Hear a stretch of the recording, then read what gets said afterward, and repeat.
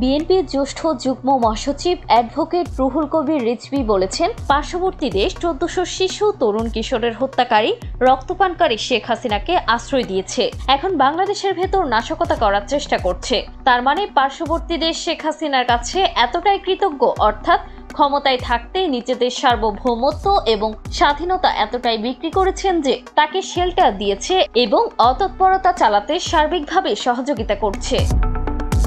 আজ রবিবার রাজধানীর নয়াপল্টনে বিএনপি চেয়ারপারসন বেগম খালেদা জিয়ার জন্মদিন উপলক্ষে আয়োজিত এক দোয়া মাহফিলে তিনি এসব কথা বলেন।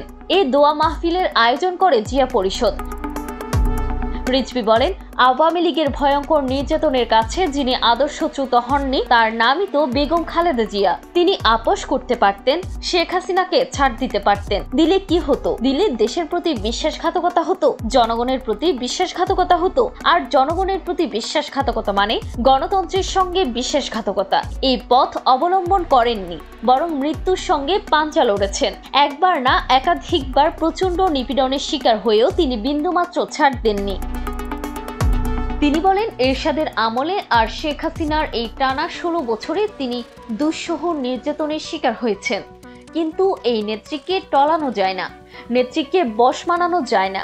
যে নেত্রী জনগণের স্বার্থ এবং অধিকারের প্রশ্নটাই বড় করে দেখেন, মৃত্যু ভয় যাকে স্পর্শ করতে পারেনি, শেখ হাসিনার দেখানো ভয় যাকে টলাতে পারেনি, তিনি বেগম খালেদা জিয়া। আমরা নেতাকর্মীরা সবসময় এই বিষয়টা যদি মনে রাখি, তাহলে আমাদের সামনে যে কোনো বিপদ, বাধা বা স্বৈরতন্ত্র, দুঃশাসন সবকিছুকে মোকাবেলা করে এগিয়ে যেতে পারবো। তিনি বলেন, আমাদের শক্তি হচ্ছে এদেশের জনগণ আর দেশনেত্রী বেগম খালেদা জিয়া এবং তার দেখানো পথেই যিনি নেতৃত্ব দিচ্ছেন এখন আমাদের ভারপ্রাপ্ত চেয়ারম্যান তারেক রহমান। এটাই হচ্ছে আমাদের সবচাইতে বড় ভরসার জায়গা, আমাদের শক্তির জায়গা, আমাদের উদ্দীপনার জায়গা, আমাদের প্রেরণার জায়গা। আমরা আমাদের স্বাধীনতা বিক্রি করতে দেব না, আমরা সার্বভৌমত্বকেও দুর্বল করতে দেব না।